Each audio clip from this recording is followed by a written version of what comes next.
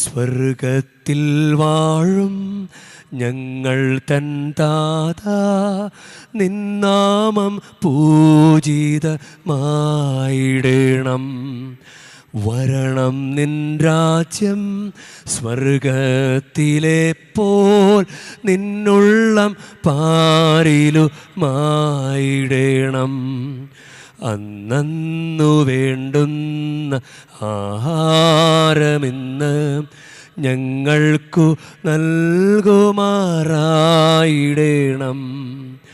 അന്യർ തൻ ദ്രോഹം ഞങ്ങൾ ക്ഷമിക്കുമ്പോൾ ഞങ്ങൾ തൻ ദ്രോഹവും നീ ക്ഷമിക്ക.